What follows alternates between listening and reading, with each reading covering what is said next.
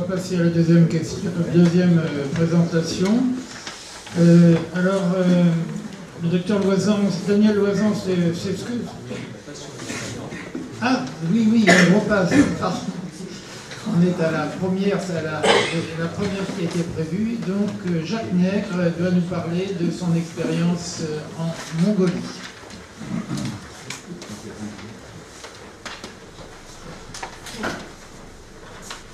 Mesdames, Messieurs, Monsieur le Président, merci beaucoup de m'accueillir pour vous raconter cette histoire qui a duré 23 ans. Et j'ai avoué être très heureux de voir des tas de mes copains et copines qui sont venus nous aider là-bas, parce que ça a été long et difficile. Alors, petit rappel géographique, d'abord, la Sibérie. La Sibérie est juste au-dessus, la Chine est en dessous, ils se bagarrent tous les deux, ils se sont beaucoup bagarrés tous les deux sur le dos de la Mongolie. La surface, c'est 3 fois la France.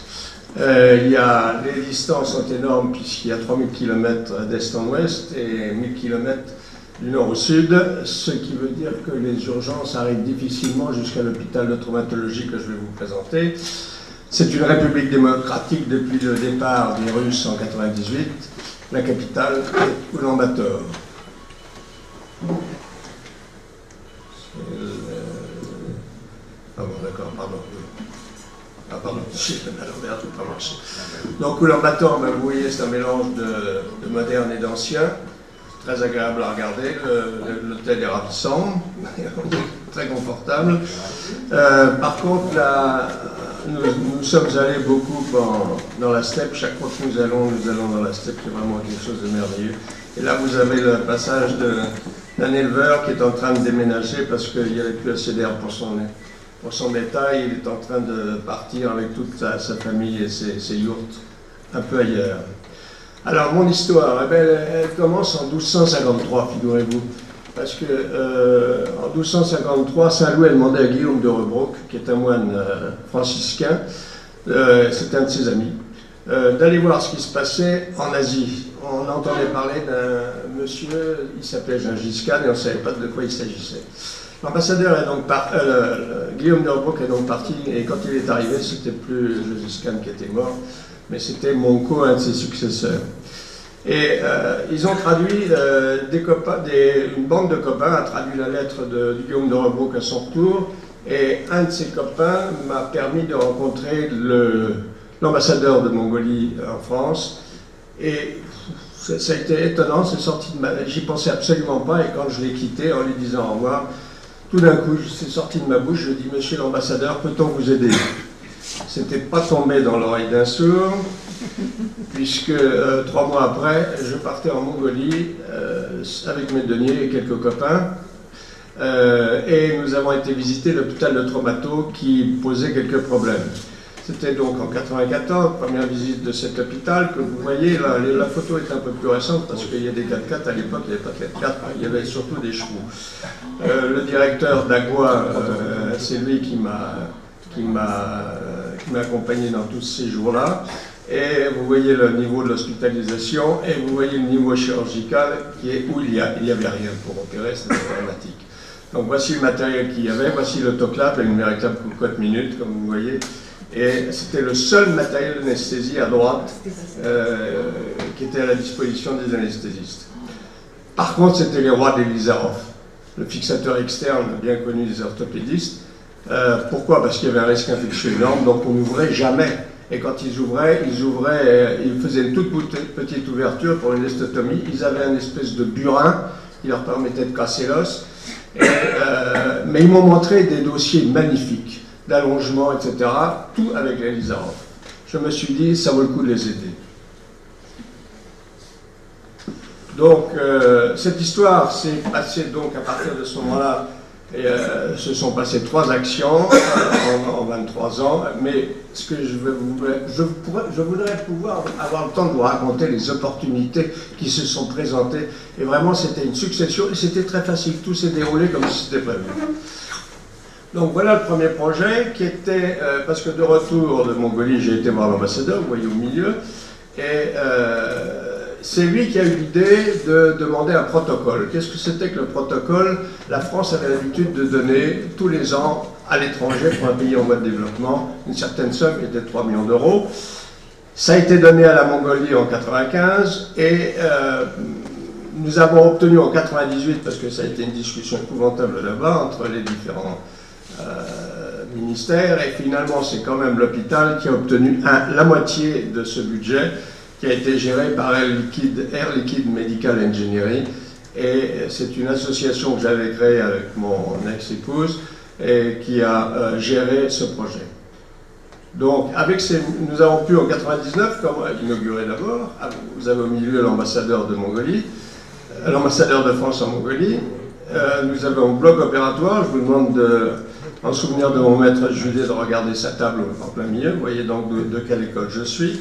Vous avez l'anesthésiste à gauche qui fait rien, tout son matériel c'est pratique, tout est automatique, alors que l'anesthésiste que vous avez vu tout à l'heure n'avait rien, rien comme matériel, et vous avez les lits de réanimation, nous avons fait à l'époque 6 lits de réanimation, ou plutôt de soins intensifs.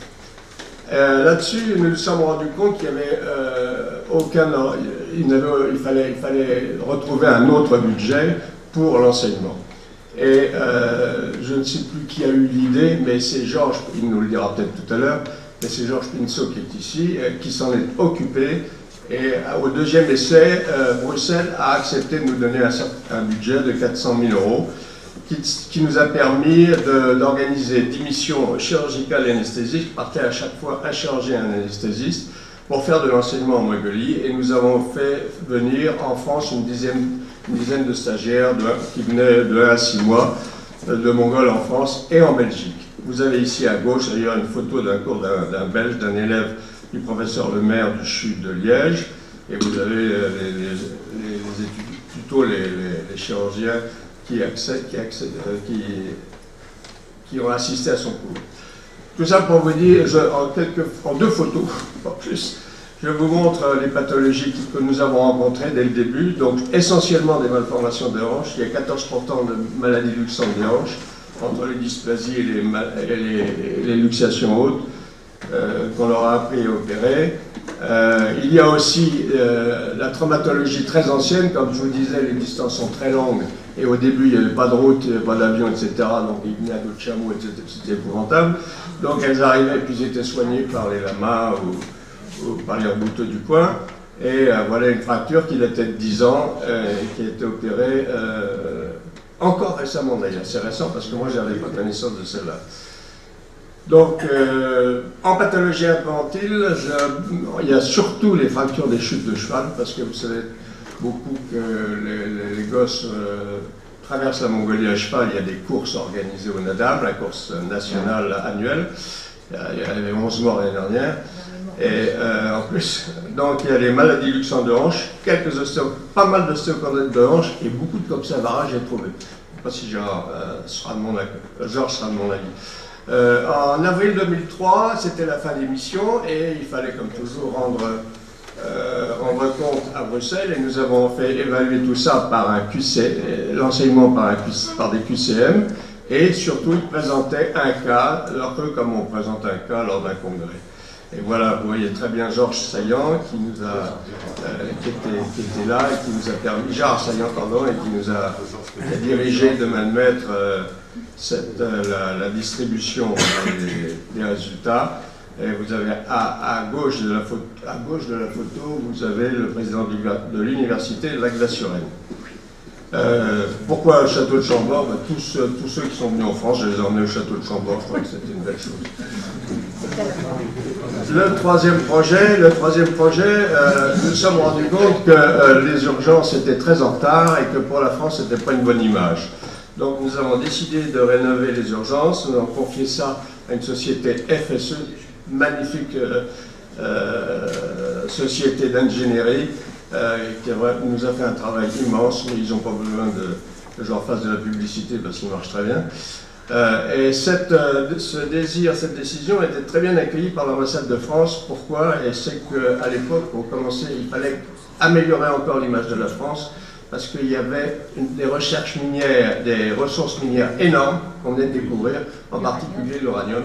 D'ailleurs, nous avons obtenu, il paraît, grâce à notre projet, le tiers de l'exploitation de l'uranium.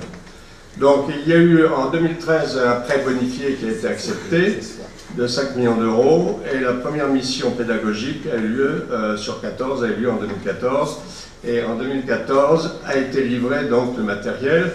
Vous voyez qu'à droite il y a une batterie d'autoclaves, ce qui nous a permis de faire un certain nombre d'opérations, beaucoup plus d'opérations par jour, enfin qui leur a permis de faire beaucoup plus d'opérations par jour, 30 à 40, alors qu'au début il n'y avait qu'un seul autoclave, c'était catastrophique pour faire tourner les opérations. Vous voyez qu'à gauche le matériel est quand même très correct. Je pense que certains services français seraient jaloux du matériel qu'on leur a amené. Bien, ils ont voulu une centrale de gaz. Ils avaient déjà une centrale de gaz, mais ils ont voulu particulièrement avoir la possibilité de fabriquer leur oxygène, ce qu'ils ont maintenant. Et en plus, ils ont une télétransmission des radiographies qui sont numérisées. Donc le médecin aux urgences a sur son bureau la radio qu'il a demandée. Voici un cours qui a été fait, un des nombreux cours, pour vous rappeler simplement qu'avec l'avis des Mongols, parce qu'ils étaient déjà assez évolués, c'est pratiquement eux qui nous ont demandé ce qu'ils voulaient avoir comme type de cours, mais ça a été surtout écrit, la liste a été écrite en anesthésie réa par Souel Domani de Robert Debray et par Olivier Rangeron de la Pitié. En chirurgie, c'est Georges Penceau et Yves, de Robert Debray que vous connaissez, et Yves Catonnet pour la chirurgie qui ont fait le programme.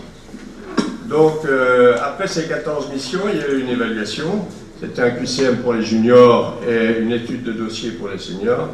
Et j'ai été assisté à cette séance qu'Yves Catonnet dirigeait de main de maître, parce que je peux vous dire que c'était très sérieux.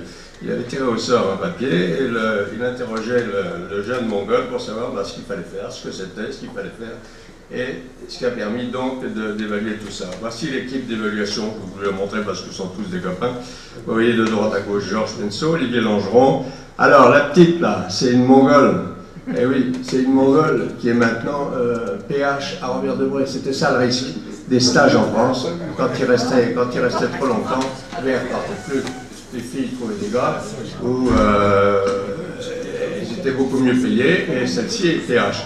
Vous avez un fils Judé qui est là derrière, Thierry. Ça, je ne pouvais pas ne pas avoir un Thierry Judé lors de la fin parce que c'était quand même, son père a été mon maître et je leur ai appris toutes les techniques Judé. Vous avez Yves Catonnet à ma gauche qui nous a beaucoup aidé pour faire tous les programmes. Voilà, maintenant, il y a une espèce d'élan qui a été donné. Alors du coup, ils rénovent tout. Ils ont rénové la façade de l'hôpital, les parkings. Et maintenant, les transports sont en hélicoptère. Vous voyez que ça a beaucoup évolué. Voilà l'entrée. Si vous saviez comment était l'entrée, l'accueil des patients, c'était une catastrophe. Et maintenant, il y a même possibilité de télétransmission à distance. Bilan après 23 ans, équipement, aucun problème. Le niveau des connaissances est très variable. Très correct chez les, je pense qu'il sera d'accord avec moi, très correct chez les jeunes seniors chirurgiens. Par contre, insuffisante en chirurgie infantile, on ne sait pas trop pourquoi. Georges vous expliquera peut-être pourquoi. On n'a pas eu un bon résultat, peut-être que les chefs de service n'étaient pas tout à fait à la hauteur. Mais par contre, en réanimation, le problème était ailleurs, ça n'a pas été bon en anesthésie. L'anesthésie, pas de problème, mais la réanimation, oui. Ils ne voulaient pas intuber, ils ne savaient pas intuber, je ne sais pas. Mais on s'est rendu compte que les meilleurs partaient, quittaient l'hôpital et allaient s'installer dans le privé où ils étaient beaucoup mieux payés.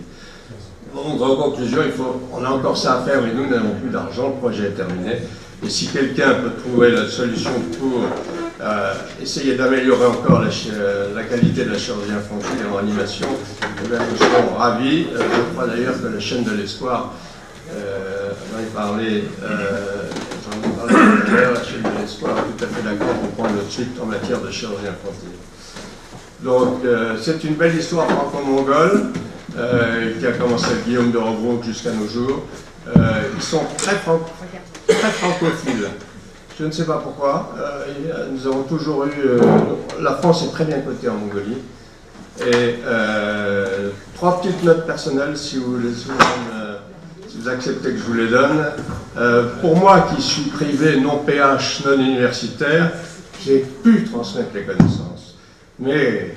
heureusement qu'ils étaient là, mes aides, de Robert Debray de la Pitié, il y avait François Gouin du CHU de Nantes, Il y avait Isabelle Constant qui est partie de Paris pour les brûler. Il y a Vincent Chassin qui est ici, qui est parti pour faire les arthroscopies. Il était étonné d'ailleurs par la qualité d'un des chirurgiens. Il y a Michel Zéra, il y a Dominique Leviette, j'en oublie un là, je ne sais plus qui c'est. Bon, et d'autres qui se reconnaîtront. Donc en 2 ans, j'ai pu participer à 2000 opérations où j'ai essayé de leur transmettre tout ce que m'avait appris mon maître Robert Judet, tout ce que j'avais appris ensuite avec mon expérience personnelle de chirurgien du privé. Pourquoi cette photo? Ce sont des traces indélébiles, parce que ça devait se terminer comme ça. Mon fils a épousé une Mongole, et j'ai 2 petits-enfants franco-mongols. Je vous remercie.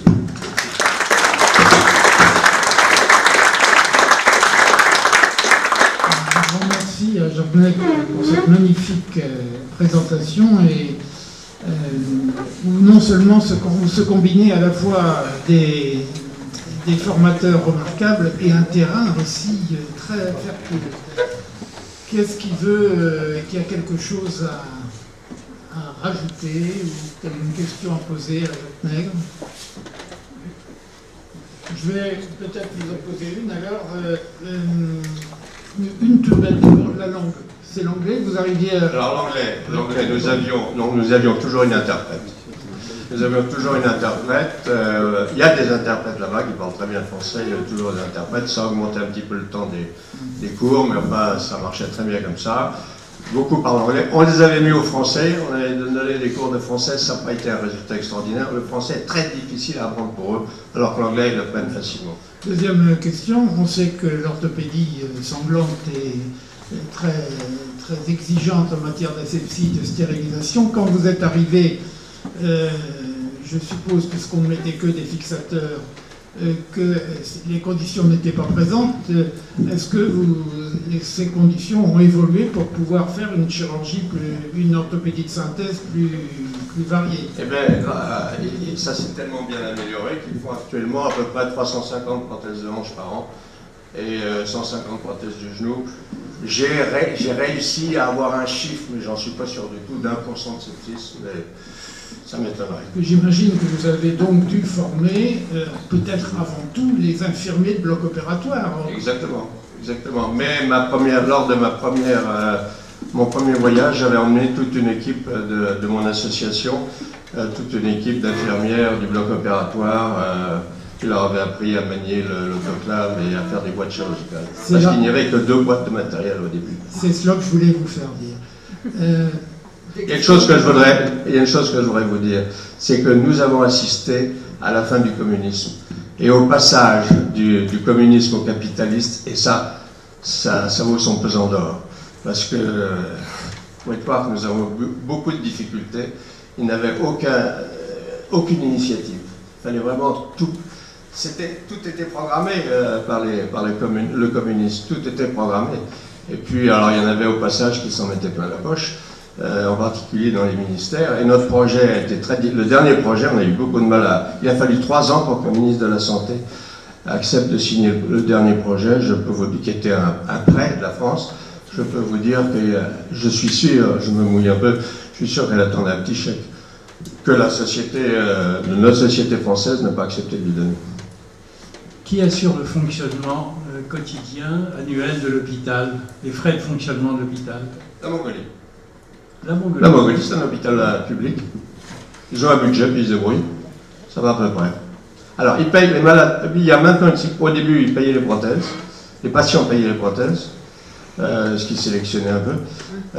Mais les éleveurs sont riches, hein, ils ont beaucoup de bêtes. Alors, ils vendent 3-4 yaks, pas des chevaux parce qu'ils en ont besoin, mais des vaches ou des moutons. Et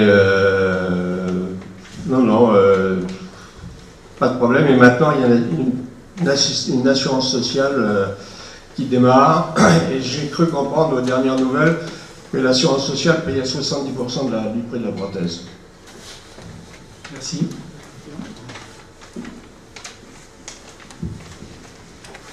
Merci beaucoup de m'avoir permis de Bien, merci. raconter cette histoire qui m'est très chère au cœur.